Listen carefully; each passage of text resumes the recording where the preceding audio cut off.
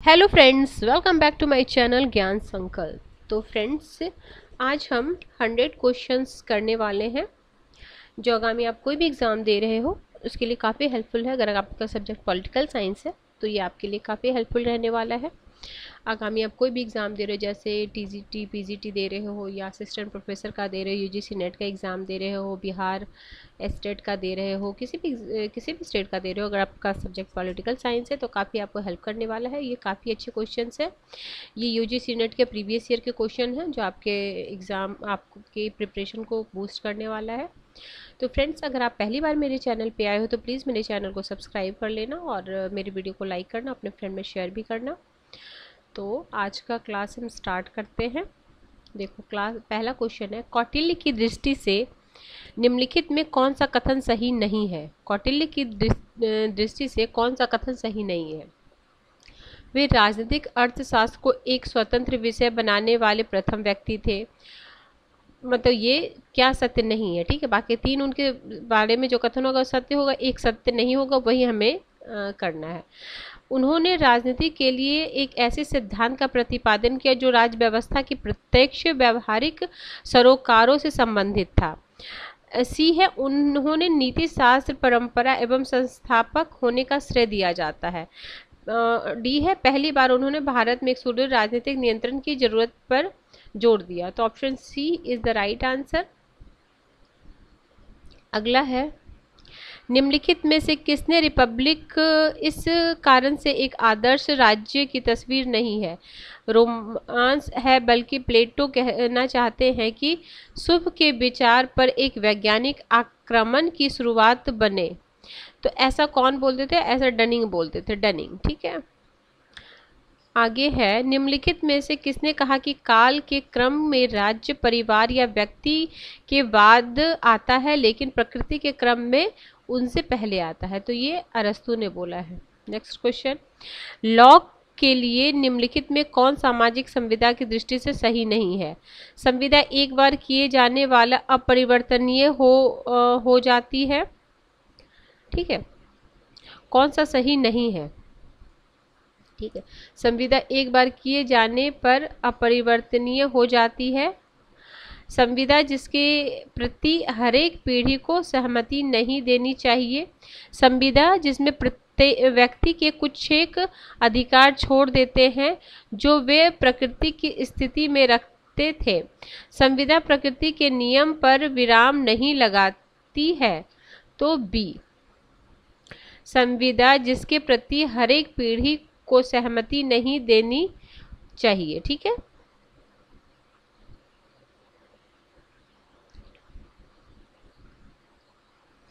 आगे है, रूसो के लिए निम्नलिखित में कौन सा सही नहीं है? व्यक्ति के आत्म प्रेम जो उसकी वास्तविक जरूरत की पूर्ति करता है, सिर्फ गौरव बनाने के लिए वर्ण करने की नियमित है। गौरव सहानुभूति के से असंगत बन जाती है। गौरव से सभी बुराइयां उत्पन्न हुई। गौरव तर्क को उत्प्रेरित नहीं करता। तो ये ऑप्शन नंबर डी, कौन सा सही नहीं है, ये पूछा, ठीक है। हमेशा इस पे बात पे गौर करना, ठीक है। आगे है, कथन कारण वाला क्वेश्चन है, इच्छा शक्ति ने केवल संख्या पर निर्भर है बल्कि इसका एक गुणात्मक आधार है और वह स्व इच्छा शक्ति जो संस्थाओं को बनाती है विश्वास का रूप ले लेती है। तो एक बार को फिर से मैं कहती हूँ, जे.एस. मिल के लिए इच्छा शक्ति राज्य सहमति सभी संस्थाओं का आधार है। क्या है? जे.एस. मिल का कथन, जे.एस. मिल के लिए इच्छा शक्ति राज्य सहित सभी संस्थाओं का आधार है। कारण बोलता है, इच्छा शक्ति न केवल संख्या पर निर्भर है बल्कि उसका एक गुणवत्तापरक आधार है और वह इच्छा शक्ति जो संस्थाओं को बनाती है विश्वास का रूप ले लेती है। तो ये है ऑप्शन नंबर ए, दोनों सही है और सही व्याख्या है। आगे है, जैन, वैष्णव, रस्किन, प्लेटो, ठीक है, टॉल्स्टॉय। तो जैन दृष्टिकोण, इसका आंसर हो जाएगा ऑप्शन नंबर बी। तो जैन के अनुसार है अहिंसा पर बल, 1 का 4। और वैष्णव है आपके दृष्टिकोण विश्वजनीयता फिर है आपके ये रस्किन और टॉल्स्टॉय का है औद्योगिक सभ्यता और निश्चित प्रतिरोध के विचार, और प्लेटो का है, देखो इसमें प्लेटो और जैन से आप लगा सकते थे आदर्श और नैतिक की बात, तो अगर हमें 3 और 4 भी पता रहता तो आप आराम से ये क्वेश्चन लगा सकते थे, एक भी पता रहने से भी हो सकता था। आगे है, निम्नलिखित में से किसने साप्ताहिक पत्रिका कर्म योगी और धर्म को शुरू किया? कर्म योगी और धर्म को शुरू किया, ये था अरबिंदो। ये यूजीसी नेट का जो लास्ट ऑफलाइन टेस्ट वाला पेपर है, अब उसके बाद 2018 के दिसंबर से ऑनलाइन पेपर होने लगा था। 2018 की जून तक ऑफलाइन पेपर होता था और अब फिर से ऑफलाइन पेपर होने लगा है। आगे है, एम.एन. रॉय ने मार्क्स के इतिहास के भौतिकवादी व्याख्या को नहीं, क्योंकि इसने निर्धारणवाद और आदर्शवाद का तत्व था। तो ऑप्शन ए, दोनों सही और सही व्याख्या है। अगला है, राज्य पुनर्गठन आयोग की रिपोर्ट के संदर्भ में निम्नलिखित में से किसने कहा मेमने से ऊन कतर लिए गए हैं और वे सदी की तीव्रता महसूस कर रहे हैं? ऐसे बोले थे कि ये बी.आर. अम्बेडकर।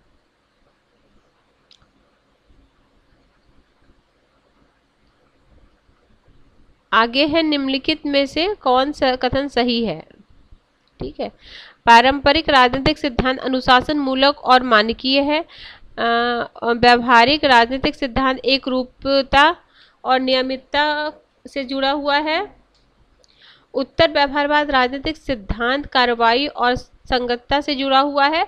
और डी है, उत्तर व्यवहारवादी राजनीतिक सिद्धांत साम्राज्य नहीं है। तो ऑप्शन डी आंसर हो जाएगा इसका। अगला, आइजिया बर्लिन ने निम्नलिखित में से कौन सा तर्कधार राजनीतिक सिद्धांत के पुनरुत्थान के संदर्भ में सही है? राजनीतिक समाज में विद्यमान रहती है जहां उद्देश्य टकराते हैं, उदारवादी व्यवस्था को राजनीतिक का सिद्धांत का कभी भी अंतर नहीं हो सकता। फिर है, इसका आंसर है आपको ये वाला, उन्होंने राजनीतिक सिद्धांत को पुनरुत्थान के लिए संदेह दिया। कौन सा सही नहीं है? देखो कौन सा सही नहीं, बाकी ये सही है, सारा सही है और डी वाला आंसर सही नहीं है। तो मैं बी भी पढ़ के सुनाती हूँ आपको। राजनीतिक सिद्धांत के पतन के लिए पक्के अनुभववादी के उत्तरदायी ठहराया जा सकता है। उन्होंने क्लासिक परंपरा को प्रतिस्थापित कर दिया। फिर आदमी के जिज्ञासा और तर्कसंगतता परीक्षा के परिणाम स्वरूप राजनीतिक सिद्धांत का अस्तित्व बना रहा। आगे है, निम्नलिखित में से किसने समाज के परस्पर फायदे के लिए एक सहकारी उद्यम कमोवेश आत्मनिर्भर और आवश्यकता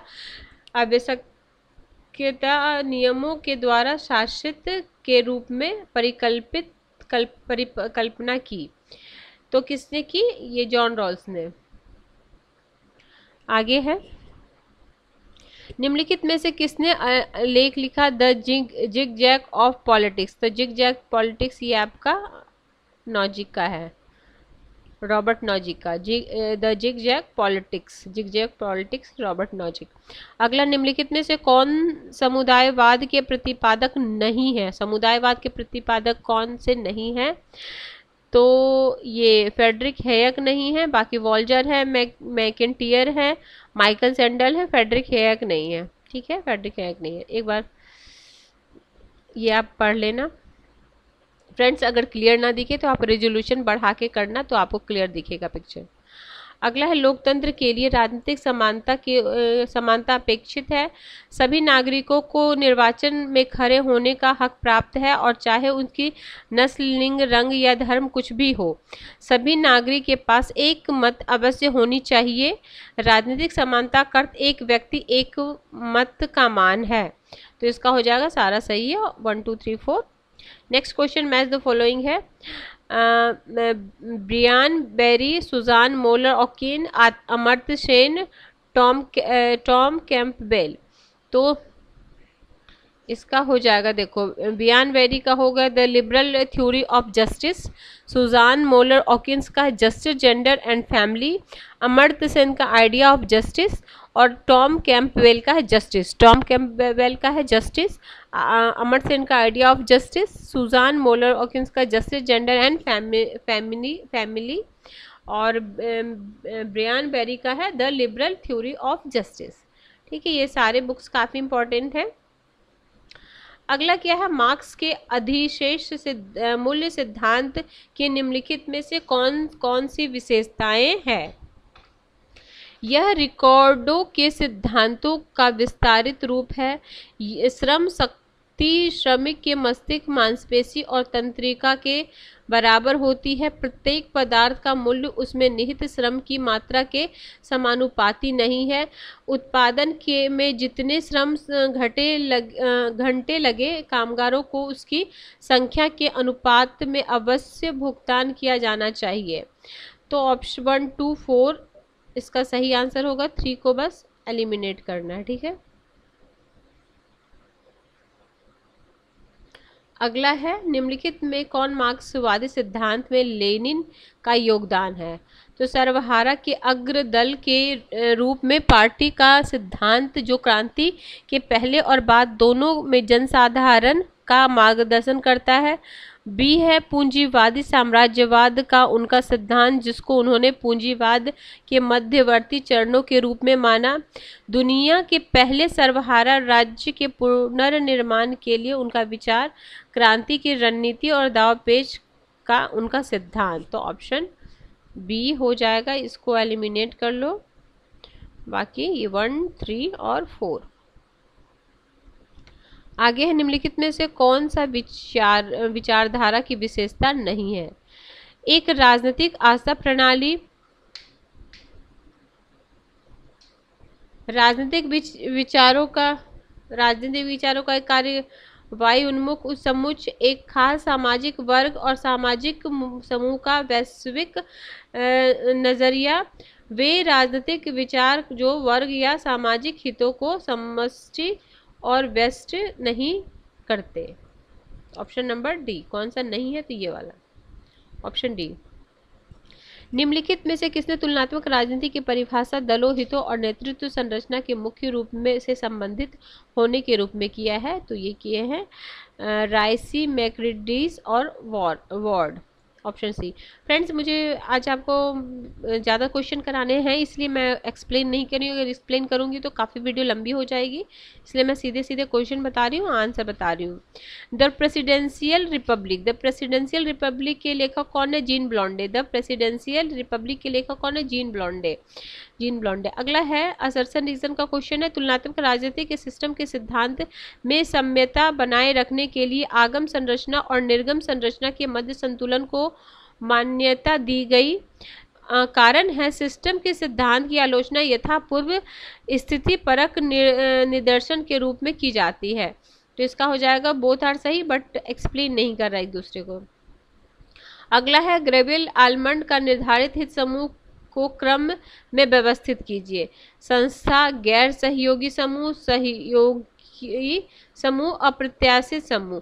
तो ये देखो स्टार बना, इसको मैं एक्सप्लेन कर रही हूँ। देखो दिए गए प्रश्न के विकल्पों में से कोई भी विकल्प सही नहीं है।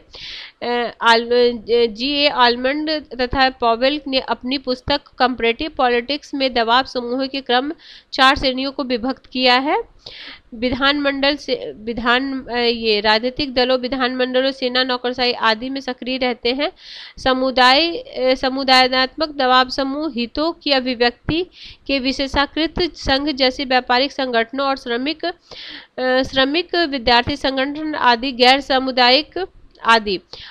सामुदायिक दबाव समूह में वे अनौपचारिक रूप से अपने हितों की अभिव्यक्ति करते हैं और सांप्रदायिक, धार्मिक समुदाय, जातीय समुदाय आदि होते हैं इसमें। ठीक है, जातीय समुदाय और धार्मिक समुदाय। प्रदर्शनकारी दबाव समूह अपनी मांग को लेकर अवैध, लोकतांत्रिक, अप्रत्यक्ष कार्रवाई किसी भी तरह से साधन अपना सकते हैं। इसमें दंगे, प्रदर्शन, हिंसा, हड़ताल ये कौन करता है? प्रदर्शनकारी दबाव समूह करता है।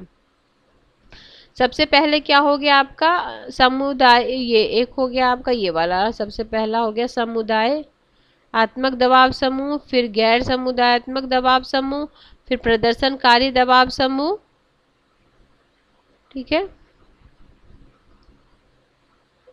4 है ना, रुको क्या है सबसे पहले ये वाला है दबाव से 4 श्रेणियों में विभक्त है संस्थात्मक, देखो देखो संस्थात्मक दबाव समूह, फिर समुदायात्मक दबाव समूह, गैर समुदाय दबाव समूह और प्रदर्शनात्मक दबाव समूह। ठीक है, 4 हो गया।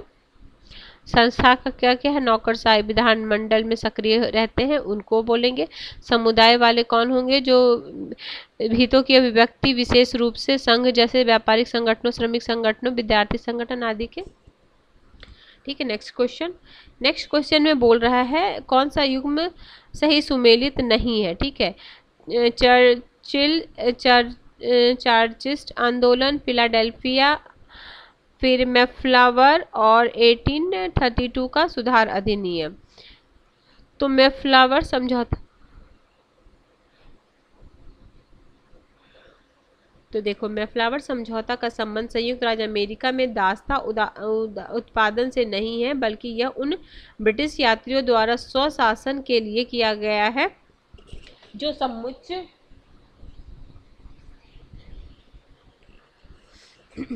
समुच्च था, जिन्होंने 17वीं सदी की शुरुआत में अमेरिका की यात्रा की थी। मैफ्लावर नामक जहाज में किए गए समझौते के मुताबिक अमेरिका में वर्जीनिया के उत्तरी इलाके में उपनिवेशवाद की स्थापना की गई थी। आगे है असर्सन रीजन का क्वेश्चन है, द्वितीय विश्व युद्ध के पश्चात बहुत से अफ्रीकी एशियाई राष्ट्र स्वतंत्र हो गए। कारण है आर्थिक विकास नहीं, स्वतंत्रता यथापरक होने के बजाय अधिक औपचारिकता की ओर प्रवृत्त होने लगी। तो इसका दोनों सही है बट एक्सप्लेन नहीं कर रहा, ऑप्शन बी। आगे है निम्नलिखित में से कौन सा युग्म सही नहीं है। पॉलिटिकल कंटिन्यूटी एंड चेंज, इसका हो जाएगा पीटर एच मार्केल। फिर कंपैरेटिव पॉलिटिक्स, ये हंटिंगटन, तो यही वाला गलत है। The man of the horse bank, ये सैमुअल फाइनर का है। मॉडर्न पॉलिटिकल सिस्टम, तो ये है आरसी मैकग्रिडिस का। ठीक है, ये सही है, ऑप्शन बी गलत है। Comparative politics today Samuel P Huntington की रचना नहीं है। हंटिंगटन की पुस्तक क्लैश ऑफ सिविलाइजेशन है and the remaking of world है। The third wave democratization in the late 20th century है। Political order in changing society एवं सोजर एंड द स्टेट है। जबकि comparative politics today a world view नामक पुस्तक के लेखक G.A. आलमंड है। रसेल जे डाल्टन और पावेल है। ठीक है, आगे का, और ये फाइनर की बुक का नाम लिखा हुआ है, मैकग्रिडिस की बुक का और नाम लिखा हुआ है। ठीक है, आगे क्वेश्चन चलते हैं। किसी क्रांति के संबंध में निम्नलिखित में से कौन से तत्व सही हैं।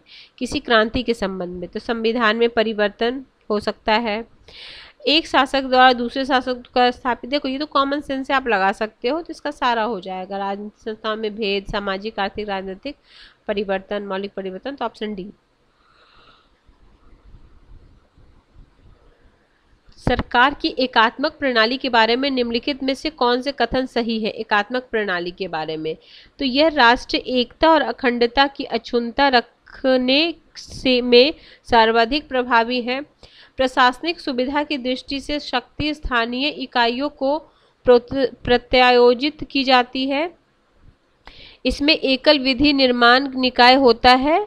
स्थानीय शासनीय प्रशासनिक इकाई संविधान में अपनी शक्तियां नहीं है। तो ये 29 का आपका हो जाएगा, ये सारा कुछ 1 2 3 4।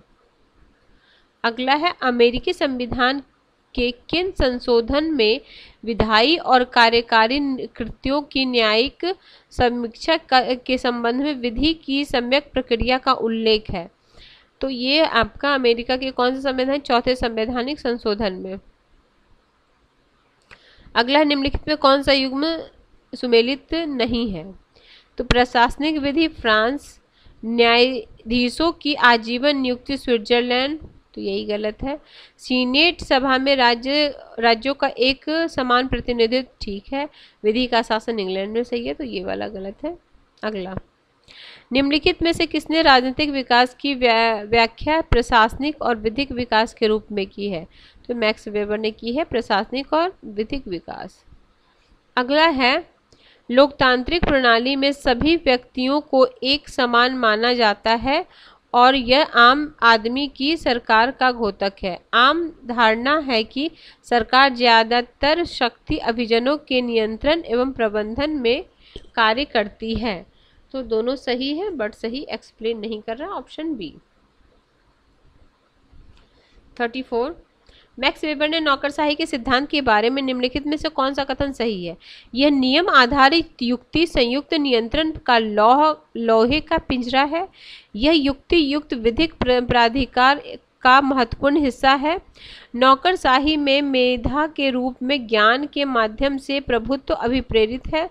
लोकतंत्र में इसकी सहज ग्राह्यता है। तो ऑप्शन बी 1, 2 और 3, ये 4 नहीं होगा। अगला भी है, कॉलम 1 कॉलम 2 को मिलाना है, बुक और उनकी रचनाएं हैं।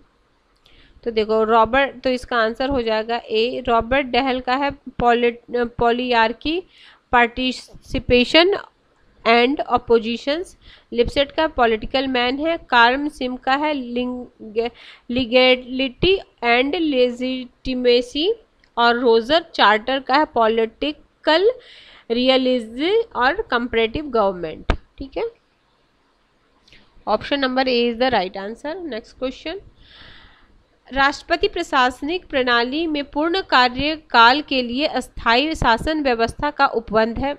कारण है, राष्ट्रपति शासन प्रणाली शक्ति का अभिकेंद्रण अंतर्जात है। तो ये हो गया आपका कथन और कारण दोनों सही है, बट सही व्याख्या नहीं कर रहा, ऑप्शन बी। अगला है, मैच द फॉलोइंग है।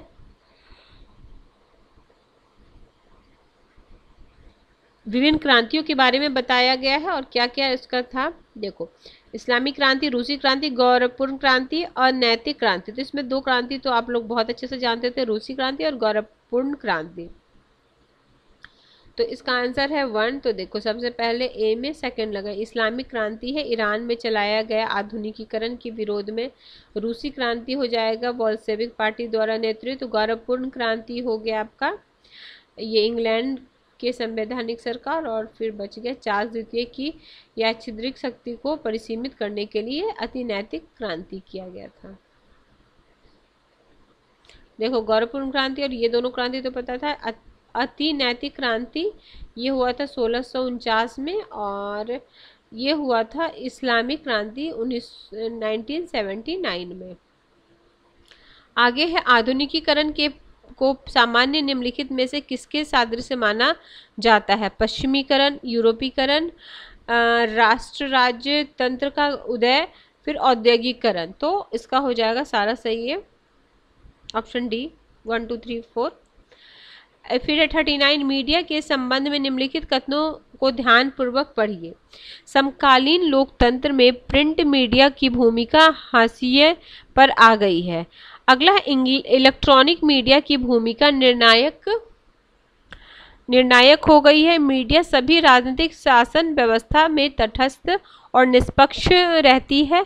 मीडिया के अभिकरण औद्योगिक और कॉरपोरेटिव समूह के नियंत्रण में रहते हैं। तो इसका हो जाएगा, ये वाला नहीं होगा, थर्ड नहीं होगा, 1, 2 और 4, option D is the right answer. 39 हो गया। 40, मैच द फॉलोइंग डाइसी, फिर है हंटिंगटन है, आलमंड है और मारवाड़ी बनाम मेडिसन है। तो ये वाला तो न्यायिक समीक्षा पे था। तो सबसे पहले डी का सेकंड किस में है? एक में ही, एक से ही हमारा बन जाएगा। अच्छा, हम इससे भी कर सकते थे। डाइसी का क्या है? विधि का शासन, वो कर सकते थे। हंटिंगटन का क्या है? राजनीतिक क्षय है। और आलमंड का क्या है? अप्रत्याशित हित समूह है। ये तो बहुत ईजी क्वेश्चन था। ठीक है, इसका आंसर क्या है? Option number A. अगला है, निम्नलिखित में से कौन भारत सरकार अधिनियम 1919 की एक विशेषता नहीं है? केंद्र में द्वि विधानमंडल की व्यवस्था। विधानमंडल में एक निर्वाचित बहुमत लोग होगा और जिसका मंत्री पर नियंत्रण होगा। सांप्रदायिक प्रतिनिधित्व न केवल बरकरार रखा गया बल्कि उसे बढ़ाया गया। प्रांतों और इंपीरियल विधानमंडल दोनों के लिए निर्वाचकों को बढ़ा दिया गया। तो इसका है बी आंसर, ये वाला। 41 हो गया। 42, निम्नलिखित में से किसने भारतीय राजनीति का अध्ययन करने के लिए स्वतंत्रता पूर्व एवं स्वतंत्रता उपरांत संस्थानिक फ्रेमवर्क उपलब्ध कराया? तो ये कराए थे मॉरिस जॉन्स। Option C. तो भारतीय संविधान के अंतर्गत मौलिक अधिकारों के बारे में निम्नलिखित में से कौन सा सही है? तो इसे संविधान द्वारा संरक्षित और परिवर्तित किया गया। इसे सामान्य विधानमंडल प्रक्रिया द्वारा परिवर्तित किया जा सकता है। उच्चतम न्यायालय मौलिक अधिकारों का अभिभावक है। सभी संवैधानिक अधिकार मौलिक अधिकार है। तो इसका हो जाएगा फर्स्ट और थर्ड, ये वाला, फर्स्ट एंड थर्ड। सभी संवैधानिक, देखो ये वाला होगा, सभी संवैधानिक अधिकार मौलिक अधिकार होगा, ऐसा तो नहीं होगा ना। तो अब तो 4 को एलिमिनेट ही कर देते, तो 2 तो आपका ऐसे एलिमिनेट हो जाता। आगे फिर मैच द फॉलोइंग है। मृदु राज्य, अभाव की राजनीति, शासनशीलता संकट और विवादास्पद लोकतंत्र। तो सबसे पहले मृदु राज का हो जाएगा आपको ये ए में 3 हो जाएगा। ए में 3 किस किस में है? एक ही से आंसर आ जाएगा फिर तो आपका ऑप्शन ए में 3 हो गया। फिर है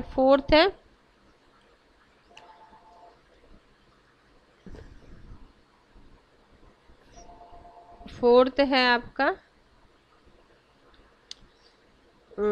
ये बी में 4 हो गया, माइनर विनर। और सी का हो गया शासनशीलता का संकट फर्स्ट, और विवादास्पद लोकतंत्र हो गया सेकंड। सुब्रत के मित्र, ठीक है, फर्स्ट ए ऑप्शन। फिर अनुच्छेद 368 के अंतर्गत संविधान के संशोधन के बारे में निम्नलिखित में से कौन सही नहीं है? तो देखो, विधेयक संसद के किसी भी सदन में पेश किया जा सकता है। विधेयक विशेष बहुमत यानी 2/3 एवं मतदान में भाग लिए या कुल सदस्य की 50% से के द्वारा। फिर है सी है संसद के बीच असहमति होने की दशा में संयुक्त बैठक। देखो, तो सी नहीं होता जब संवैधानिक संशोधन में संयुक्त अधिवेशन नहीं होता है, तो इसी को काट दो आप। तो ऑप्शन सी कौन सा नहीं है? तो option C is the right answer. अगला है 1989 में भारत में निम्नलिखित राष्ट्रपतियों को उनके कालक्रमों के अनुसार रखें और नीचे दिए गए कूट की सहायता से उत्तर का चयन कीजिए। अब ये देखो, के आर नारायण है, एपीजे अब्दुल कलाम है, आर वेंकट रमन है, दया शर्मा है, ये शंकर दयाल शर्मा है, प्रतिभा पाटिल है।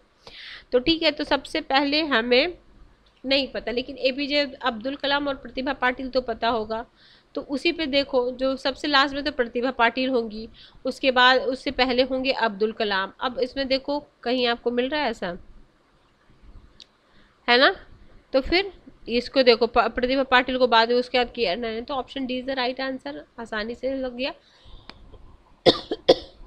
तो देखो, शंकर पहले आर वेंकट रमन होंगे, फिर शंकर दयाल शर्मा होंगे, फिर के आर नारायणन होंगे, फिर एपीजे अब्दुल कलाम, फिर प्रतिभा पाटिल। अगला, भारतीय संविधान का कौन सा अनुच्छेद संसद को इस बात के लिए समर्थ बनाता है कि वह राष्ट्रपति एवं उपराष्ट्रपति के पदों का मृत्यु त्याग पत्र हटाए जाने अन्यथा की वजह से रिक्त हो जाने पर आकस्मिकता के लिए प्रावधान करे? तो ये 70 है। देखो, अब इसमें हमें सेमेंट देखो क्या है, फिर से एक बार मैं क्वेश्चन देखो, भारतीय संविधान का कौन सा अनुच्छेद संसद की इस बात के लिए सामर्थ्य बनाता है कि वह संसद को इस बात के लिए सामर्थ्य बनाता है कि वो राष्ट्रपति उपराष्ट्रपति के पदों एवं मृत्यु त्यागपत्र हटाए जाने अन्यथा की वजह से रिक्त हुए जाने पर आकस्मिकता की प्रावधान करे? तो वो आर्टिकल 70 है। ठीक है,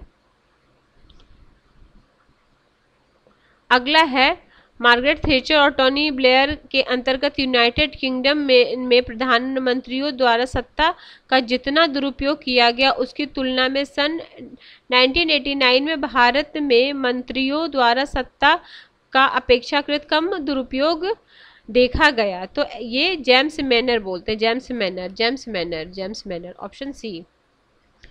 अगला है, ठीक है, अगला क्वेश्चन है निम्नलिखित में कौन भारत के उच्चतम न्यायालय का दोहरा व्यक्तित्व बनाते हैं, एक विधिक संस्था और एक लोक संस्था। तो ये हो जाएगा ये option number C, Madhav Khosla और अनंत पद्मनाभम और माधव घोसला, ठीक है, खोसला। अगला क्वेश्चन है कौन भारत निर्वाचन आयोग को स्वतंत्र एवं निष्पक्ष निर्वाचन का एक प्रभावी कवच कहता है। तो कौन कहता है? ये रुडोल्फ कहते हैं, लॉर्ड सुजान रुडोल्फ कहते हैं। क्या कहते हैं? निर्वाचन आयोग को स्वतंत्र निष्पक्ष निर्वाचनों का एक प्रभावी कवच। नेक्स्ट क्वेश्चन मैच करना है, बुक है और थिंकर्स के नाम है। एक साइड बुक है an undocumentary wonders the making of the great Indian elections. Second है the framing of India's constitution a study. C है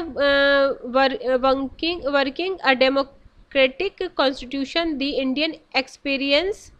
लास्ट ये डी है the political of India since independence. और पहला में तो इसका आंसर है ऑप्शन नंबर बी। तो फर्स्ट का हो जाएगा, ए में हो जाएंगे 3 एस बाई कुरैशी, फिर आपके ये the framing of India constitution study, ये आपके बी एस राव हैं। अगला है working a democracy constitution the Indian experience, इसके लेखक कौन है? इसके लेखक आपको है ग्रेवियल ऑस्टिन है। The politics of India since it independence, ये पॉल ब्रास है, पॉल ब्रास, ठीक है। आगे है, अब ये मुख्यमंत्री रहे और उसको मैच करना है स्टेट से। तो सबसे पहले उत्तर प्रदेश सबको पता है, योगी आदित्यनाथ, यानी ए में हम 3 लगाएंगे, ए में 3 2 में है, ठीक है। फिर असम, अब देखो नाम से ही हिमाचल, केरला, तो सबसे पहले पिनराई विजयन। तो पिनराई विजयन कहाँ हो सकते हैं? केरला में हो सकते हैं ना। फिर असम का ये असम हो जाएंगी ये सर्बानंद सोनोवाल, और बाकी हिमाचल के हो जाएंगे फर्स्ट जयराम ठाकुर। अब ठीक है, आगे है कौन भारतीय संघ को एक धारित किया हुआ फेडरेशन के रूप में वर्णित करते हैं और न कि एक साथ आने वाले फेडरेशन के रूप में। तो इसका आंसर नहीं दिया हुआ है, तो इसको एक बार मैं एक्सप्लेन वाला पढ़ देती हूँ। देखो, कोई भी विकल्प सही नहीं है क्योंकि अल्फ्रेड स्टीफन वर्नी ने भारतीय संघवाद को एक धारित फेडरेशन के रूप में वर्णित किया। तो इनका नाम लिख दो आप, अल्फ्रेड स्टीफन, ठीक है। नेक्स्ट क्वेश्चन, भारत में पंचायती राज्य का कौन समिति 3 चरणों की बात करता है? प्रभुत्व का चरण, प्रगतिरोध चरण और अनुवति का चरण। तो ये आपका अशोक मेहता कहते हैं, ठीक है, 3 चरण। आगे है क्वेश्चंस 55 क्वेश्चन, वे कौन कौन से आधार हैं जिस पर भारत में राज्यों में राष्ट्रपति शासन अधिरोपित किया जा सकता है? पहला कारण है यदि कोई स्थिर सरकार का गठन नहीं हुआ है। दूसरा है यदि मंत्रिमंडल ने बहुमत गंवा दिया है और विधानसभा में बहुमत रखने वाले कोई भी अन्य मंत्रिमंडल का तुरंत गठन नहीं। यदि राज्य सरकार संघ सरकार द्वारा किए गए निर्देशों का पालन नहीं करता, और भ्रष्टाचार। तो ये सारा ही कारण हो सकता है, कोई इसमें से एक हो सकता है। अगला है, अब ये सब आंदोलन है, जो सामाजिक आंदोलन है। तो तेभागा है, साइलेंट वैली है, वनवासी सेवा है, चिल्का बचाओ। तो चिल्का बचाओ तो सबसे तेभागा आपका पश्चिम बंगाल, ठीक है। फिर है साइलेंट वैली केरला, फिर बनवासी हो गया आपके उत्तर प्रदेश, और चिल्का बचाओ, चिल्का झील जहाँ वही ना होगा, उड़ीसा। पॉल आर ब्रास द्वारा अपनी पुस्तक the politics of India since independence, देख ये वाला क्वेश्चन भी पूछा और ये क्वेश्चन मैच द फॉलोइंग में कहा भी पूछा है, तो इस क्वेश्चन से आप वो क्वेश्चन को भी सही कर सकते थे। तो किसके बारे में वर्णन किया है, तो डी 1, 2 और 4, तो पंजाब के बारे में किया है, उत्तर पूर्व के बारे में किया है, और कश्मीर के बारे, जातिवाद के बारे में नहीं किया, ठीक है। अगला है मैं ये है असेसन रीजन का है, लॉन्ट प्रिंसेस्ट भारत को एक असफल होता राज्य कहते हैं क्योंकि भारत में राज्य अत्यंत जटिल कार्यों को सापेक्षित और कार्यकुशलता के साथ हाथ में लेता प्रतीत होता है, जैसे आणविक हथियार कार्यक्रम को चलाना या मौद्रिक नीति को विनियमित करना, जबकि वह शासन के अधिक साधारण कार्यों को निष्पादित करने में संघर्ष करता है, जैसे बुनियादी स्वास्थ्य एवं शिक्षा उपलब्ध कराना। तो इसका हो जाएगा सही है, व्याख्या भी इसकी सही कर रहा है, ऑप्शन ए। अगला है निम्नलिखित कौन सा आयोग पिछड़े वर्गों से संबंधित नहीं है, तो ये शाह आयोग नहीं, बाकी सारे पीछे जैसे वक्सी आयोग है, हेवन नूर आयोग है, मंडल आयोग है, शाह आयोग नहीं है। तो शाह आयोग का संबंध पिछले वर्ग से नहीं, बल्कि शाह आयोग सर्वोच्च न्यायालय के मुख्य न्यायाधीश के गठन भारत सरकार के 1977 के आपातकाल के दौरान हुई जातियों की जांच करने के लिए ये शाह आयोग का गठन किया गया था। भारत में 25 जून 1975 से लेकर 21 मार्च 1977 तक भारतीय संविधान के प्रावधानों के अनुसार राष्ट्रीय आपात लगाया गया था। तो कभी कभी ये भी क्वेश्चन पूछता था किस डेट को लगाया गया था, तो याद रखना 25 जून 1975। अगला, यदि ह्यूमन ऑफ दूसरे इंग्लिश उदारवादी कांग्रेस का एक सेफ्टी वॉल के रूप में इस्तेमाल करने की उम्मीद करते थे, तो कांग्रेस नेता ह्यूम को एक लाइटिंग कंडक्टर के रूप में इस्तेमाल करते थे। तो ये कथन किसका है, तो ये बिपिन चंद्रा का कथन है, ये भी कहीं भी पूछ सकता है, ये भी इंपॉर्टेंट क्वेश्चन है।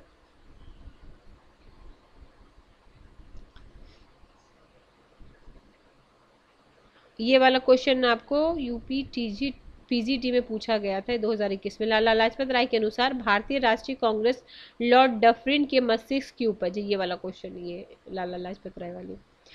अगला है निम्नलिखित में से किसने सर्वप्रथम प्रबंध में कामगारों की भागीदारी के विचार को प्रस्तुत किया, तो मैरी पार्कर फॉलेट ने किया था। अब ये पब्लिक एडमिनिस्ट्रेशन का इधर क्वेश्चन आएगा, अब ये मैच करना है, व्यवहारात्मक, नौकरशाही, पारिस्थितिकीय और सामान्य प्रणाली। तो व्यवहार में होगा प्रशासनिक व्यवस्था में मानव व्यवहार का विश्लेषण, फर्स्ट का 4 होगा, और सेकंड का हो जाएगा नौकरशाही, विधिक, विवेकशील, प्राधिकारी। पारिस्थितिकीय हो जाएगा आपको ऑप्शन 2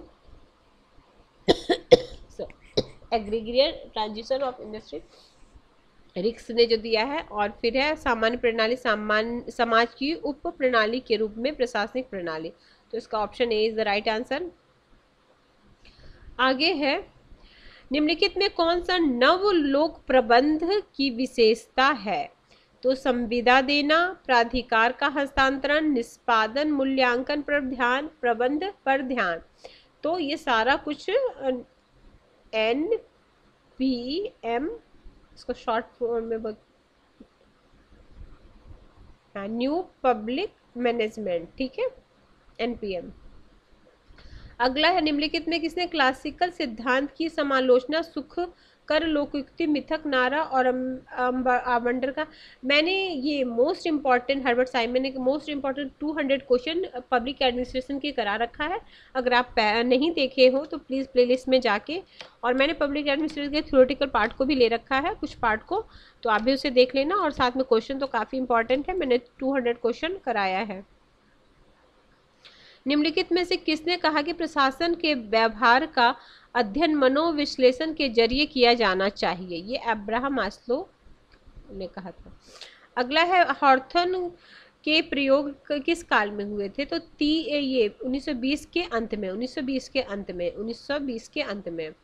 अगला है निम्नलिखित में से किसने नौकरशाही को महाद्वीपीय उपद्रव कहा है? ये बोले थे थॉमस कार्लाइल, थॉमस कार्लाइल। अगला है नियंत्रण की एकता का अर्थ है, जिसमें स्टार में देखो, नियंत्रण की एकता का तात्पर्य श्रमिकों को केवल एक ही अधिकारी से आदेश प्राप्त होना चाहिए। ये नहीं कि 4 लोग दे, मेरे ऊपर बस एक रहे, उसके ऊपर एक रहे, उसी को बोलते हैं नियंत्रण की एकता। किसी राज्य का राज्यपाल निकटवर्ती संघ राज्य क्षेत्र के प्रशासनिक के रूप में निम्नलिखित से स्वतंत्र रूप से अपने कार्य को निर्वाह कर सकता है? तो राज्य मंत्री परिषद। अगला है नियंत्रण काल की अवधि निर्धारित करने वाले कारक निम्नलिखित में से कौन है? संगठन की अवधि, पर्यवेक्षक का व्यक्तित्व, अधीनस्थ व्यक्तियों की क्षमता, संगठनात्मक ढांचा। तो ऑप्शन डी ये सब हो जाएगा, 1 2 3 4। ठीक है। अगला है निम्नलिखित में कौन सा ई गवर्नेंस के लाभ है?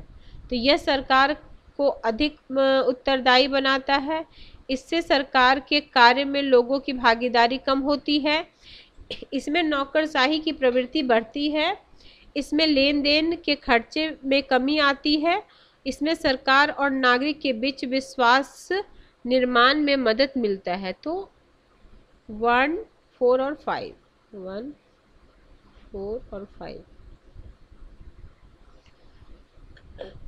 ग्लीन स्टॉल के अनुसार जब तक भर्ती दुरुस्त नहीं, वह भर्ती को संपूर्ण सार्वजनिक कर्मचारी ढांचे के आधार के रूप में मानते हैं।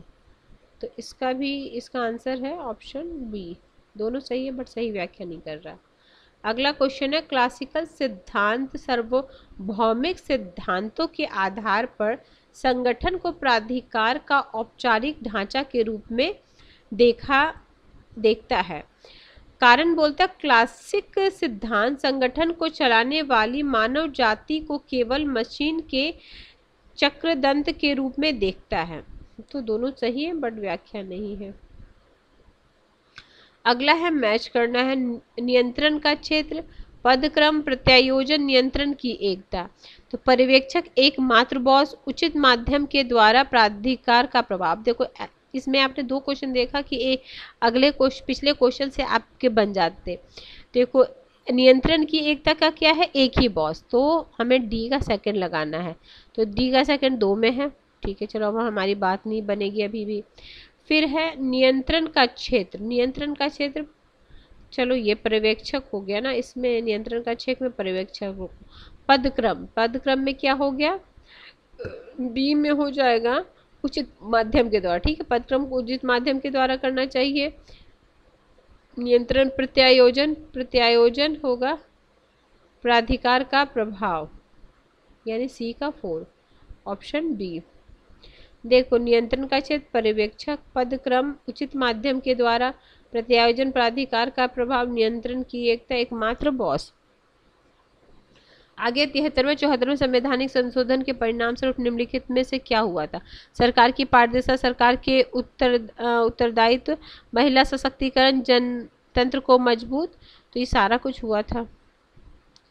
अगला है स्वतंत्रता के बाद जिला अधिकारी की भूमिका में मुख्य रूप से निम्नलिखित के कारण बहुत अधिक परिवर्तन हुआ। तो जनतांत्रिक विकेंद्रीकरण, ऑप्शन सी। आगे है right to information, master to good governance प्रतिवेदन निम्नलिखित में से किसके द्वारा प्रस्तुत किया गया था? तो ये सेकेंड ARC के द्वारा, दूसरे प्रशासनिक सुधार आयोग के द्वारा किया गया था। ये राइट टू इंफॉर्मेशन 2005 में आया था। ये क्या नाम है? Second ARC। अगला है निम्नलिखित में से किस आयोग और समिति ने के चिंतन भ्रष्टाचार के 27 रीतियों की पहचान की थी? तो ये केंद्रीय सतर्कता आयोग ने, ऑप्शन डी। 79 निम्नलिखित में भारत में संयुक्त परामर्शी तंत्र और निम्नलिखित में से किसकी सिफारिश प्रस्तापित की गई थी? तो द्वितीय वेतन आयोग के द्वारा, ऑप्शन नंबर बी। अगला क्वेश्चन निम्नलिखित में से किस आयोग समिति ने भारत में भ्रष्टाचार के मुख्य कारण के रूप में कमजोर शासन की पहचान की? तो सेकेंड ARC।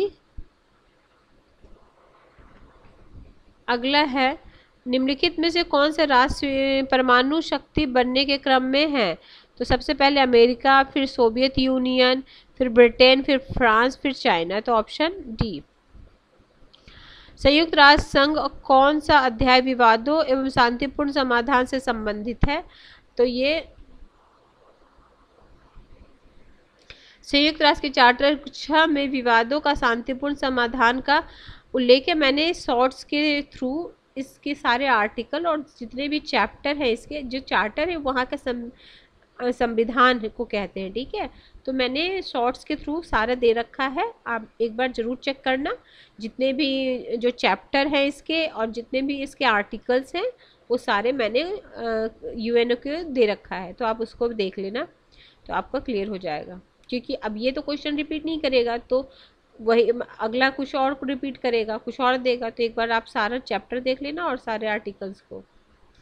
अगला है, शीत युद्ध और राजनीतिक स्वतंत्रता की प्रक्रिया में संयुक्त राष्ट्र संघ द्वारा राष्ट्र में अधिक सक्रिय भागीदारी को निरुत्साहित किया। कारण है, राष्ट्रों का राष्ट्रीय हित उनका प्रमुख हित है। तो दोनों सही है और सही व्याख्या कर रहा ऑप्शन ए। देखो इस टाइप के क्वेश्चन के लिए आपको उसकी नॉलेज भी होनी चाहिए जिस टॉपिक से पूछ रहा है, और कुछ है कि आप इस तरह के क्वेश्चन जितना आप करोगे असर्शन रीजन का क्वेश्चन, उतने आपकी अंडरस्टैंडिंग बढ़ेगी और आपके क्वेश्चन सही होने लगेंगे। शुरू में तो इस टाइप के क्वेश्चन से थोड़ा डर लगता है कि सही नहीं होगा, लेकिन आप जितना ज़्यादा इसकी प्रैक्टिस करोगे उतना ज़्यादा सही होने की चांसेस बढ़ेंगे आपके। अगला, भारत में निम्नलिखित के साथ कार्यनीतिक भागीदारी समझौता पर हस्ताक्षर किए हैं। तो इस पे वियतनाम, सेशल्स, मंगोलिया और सिंगापुर। ये तो उस समय के करंट का होगा, ठीक है। उस समय 2016 का दिया हुआ है ना, 18 का क्वेश्चन है ये। भारत और आसियान के संबंध में, देखो UGC नेट में एक ये भी है, तुरंत का करंट नहीं भी पूछ सकता, 2-3 साल पुराना भी आपको करंट पूछ सकता है। भारत और आसियान के संबंध में निम्नलिखित में कौन सा कथन पर विचार, मतलब कथन पे विचार की। देखो भारत 92 में आसियान का क्षेत्रीय भागीदारी बना। दिल्ली वार्ता आसियान और भारत के बीच राजनीतिक आर्थिक मुद्दे के संबंध में।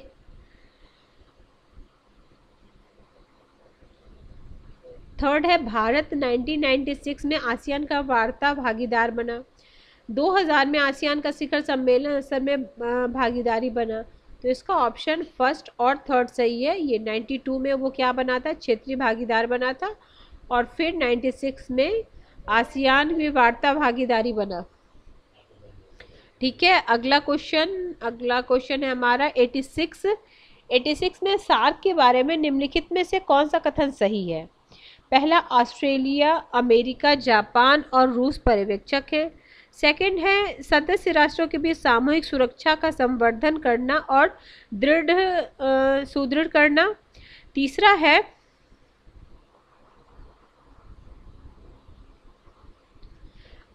है, भारत 2 बार सार्क के महासचिव बने।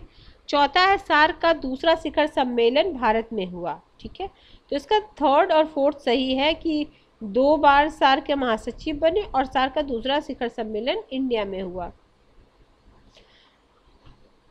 ठीक है। ये वाला गलत है, ये फर्स्ट और सेकंड गलत है, ठीक। अगला हम जाएं, आप ये वीडियो को रोक के आप इसको देख लेना, अगर पढ़ लेना। अगला है, किसने यह तर्क दिया कि वस्तुपरक यथार्थ से हटकर अंतर्राष्ट्रीय राजनीति हमारे निर्माण का विश्व है? तो ये आपका रचनावादी, कंस्ट्रक्टिविज्म वाले जो है वो बोलते हैं। अगला है 88, भारत की लिंक वेस्ट पॉलिसी पश्चिमी जगत से पुनः जोड़ने का एक प्रयास है। प्रोजेक्ट मौसम हिंद महासागर क्षेत्र में समुद्री सहयोग के लिए भारतीय पहल है, ठीक है। ऑपरेशन राहत भारत द्वारा लीबिया से भारतीयों का बचाव करने के लिए चलाया गया, क्या ऑपरेशन राहत, ठीक है। भारत संघाई सहयोग संगठन का सदस्य बन गया, बिल्कुल बन गया है। तो इसमें कौन सा सही है, फर्स्ट, सेकंड और थर्ड, यानी ये वाला और ये सही है, ये ऑपरेशन राहत नहीं थी। इसको मैं जरा पढ़ देती, रुको। मौसम हिंद महासागर क्षेत्र में समुद्री सहयोग के लिए भारतीय पहल है, और ये संघ 2017, देखो संघाई का सदस्य 2017 में बना। अगर पूछेगा कि भारत संघाई देश का सदस्य का प्रोसेस कब से स्टार्ट हुआ, तो प्रोसेस 2016 से स्टार्ट हुआ और 2017 में वो सदस्य बन गया एससीओ का। ठीक है, आगे है। अब प्रोजेक्ट मौसम की शुरुआत 2014 में उसे की गई।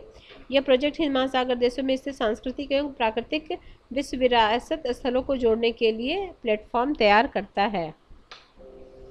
अगला है सुरक्षा विवादित अवधारणा। सुरक्षा अपनी अनुभूति में बहुआयामी है। बिल्कुल सही बात है, सही एक्सप्लेन भी कर रहा है। अगला है आपको ओपेक का गठन 1960 में रियाद सम्मेलन में हुआ। फिर OAS चार्टर पर 1948 में हस्ताक्षर हुआ। इंडोनेशिया ओपेक का सदस्य है। क्यूबा OSO का सदस्य है। तो इसमें देखो स्टार देखो, विकल्प कोई सही नहीं है। ऑर्गेनाइजेशन स्टेट, ठीक है। 1948 में हस्ताक्षर किया। यह चार्टर 1951 में प्रभावी हुआ। वर्तमान में OAS में 35 देश हैं, जिनमें क्यूबा भी शामिल है। उल्लेखनीय है कि क्यूबा को वर्ष 2009 में इस संगठन में शामिल किया गया। इसके पूर्व 1962 में एक प्रस्ताव के जरिए क्यूबा को प्रतिबंधित किया गया। इसके अतिरिक्त the organisation of the petroleum exporting countries OPEC का गठन 1960 में बगदाद सम्मेलन में किया गया। इंडोनेशिया ने 1962 में ओपेक की सदस्यता ग्रहण की थी, लेकिन वर्ष 2009 में इंडोनेशिया ने अपनी सदस्यता वापस ले ली। पुनः जनवरी 2016 में इंडोनेशिया सदस्यता बहाल हुई, लेकिन दिसंबर 2016 में पुनः खत्म हो गई। ये तो हमेशा जा रहा आ रहा है। ओपेक की स्थापना करने वाला 5 संस्थापक देश कौन कौन से हैं? वेनेजुएला, ईरान, इराक, कुवैत और सऊदी अरब है। ओपेक में वर्तमान में 13 सदस्य हैं। इक्वाडोर ने जनवरी 2020 में ओपेक से अपनी सदस्यता वापस ले ली। अब आप अभी देखना वर्तमान में ओपेक में कितने सदस्य हैं। नव उदारवादी अपने लॉकवादी ब्रह्मांड में से अंतर्राष्ट्रीय साम्राज्य सृजित करने की चेष्टा करते हैं, जो निम्नलिखित में क्या अधिकतम करता है? तो ये प्राकृतिक के विवेकपूर्ण दोहन करता है। प्राकृतिक का विवेकपूर्ण दोहन करता है, ये ऑप्शन ए। अगला है लोकतांत्रिक शांति सिद्धांत व्यापक रूप से किसके लेखों से संबंधित है? तो ये माइकल डॉयल का ब्रूस रसेट का है। अगला है 93 राष्ट्र के अधिकार और कर्तव्य पर 1933 में मॉन्टीवीडियो सम्मेलन द्वारा निर्धारित 4 मुख्य मानदंडों का हिस्सा निम्नलिखित में से कौन सा है? युद्ध करने की ताकत, ऑप्शन सी। अगला है 94 मैच करना है। जेनेवा प्रोटोकॉल, START2, INF, फिर STRT1। तो इसमें ऑप्शन डी जेनेवा है आपका रासायनिक शस्त्रों का निषेध। फिर इसका हो जाएगा वाहनों को स्वतंत्र रूप प्रवेश निषेध।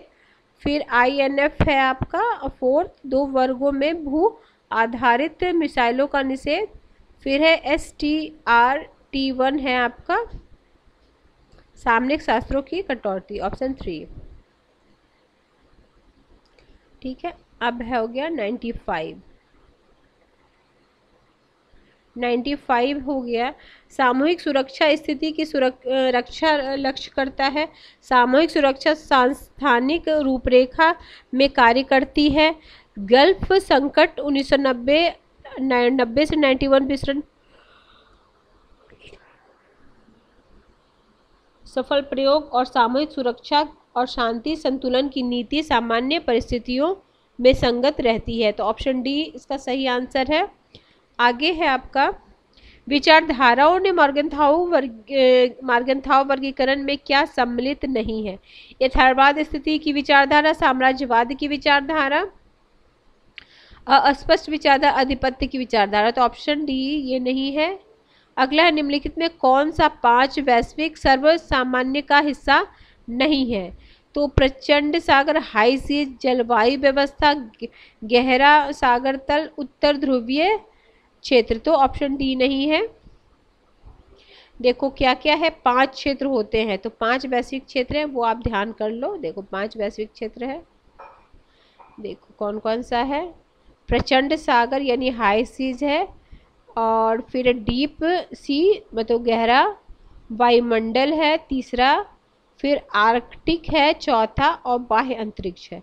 देखो उत्तरी ध्रुव नहीं है, आर्कटिक है, ठीक है। अगला है 98 शस्त्र नियंत्रण के बारे में निम्नलिखित कथनों पर ध्यान दीजिए। इसका अर्थ सुरक्षा दुविधा निर्मित करने से है, सिद्धांत या रक्षात्मक कूटनीति है, यह शस्त्र दृष्टिकोण के बगैर ही शांति की बात करता है, यह पक्षों के बीच पारस्परिक सुरक्षा और अति अस्थायित्व का लक्ष्य करता है। तो ये सेकंड और फोर्थ, ठीक है। अगला, कौन सा युग्म सही सुमेलित नहीं है? यथार्थवाद, राष्ट्र, वैश्विकता, राज्येतर संस्थाएं, निर्भरता, आर्थिक हित, नारीवादी, जेंडर। कौन सा नहीं है? ये वाला वैश्विकता। तो राज्येतर संस्था, तो ठीक है, ये वाला नहीं है। आज की क्लास का लास्ट क्वेश्चन है आपका, बुक है और कौन सा सुमेलित गलत ढंग से सुमेलित है? The wretched of the world, Frantz Fanon, सही है। वर्ल्ड ऑर्डर, हेनरी किसिंजर, सही है। Implosion of the capitalism, Samir Amin का है। Neocolonialism, the last stage of imperialism, ये निक्रूमा की बुक है, the last stage of imperialism. देखो इसमें दिया होगा, निक्रूमा की बुक है, ठीक है फ्रेंड्स। तो आज हमने मोस्ट इम्पॉर्टेंट 100 क्वेश्चन किया है। अब नेक्स्ट क्लास में मैं और भी अच्छे क्वेश्चन लेके आऊँगी। अगर आपको किसी वजह से ये चैनल हेल्पफुल लग रहा है, अगर आपके प्रिपरेशन में थोड़ी भी हेल्प कर रही है, तो प्लीज़ आप मेरे चैनल को सब्सक्राइब कीजिए, मेरे वीडियो को लाइक कीजिए और अपने फ्रेंड में शेयर कीजिए। Till then bye bye, see you in next video.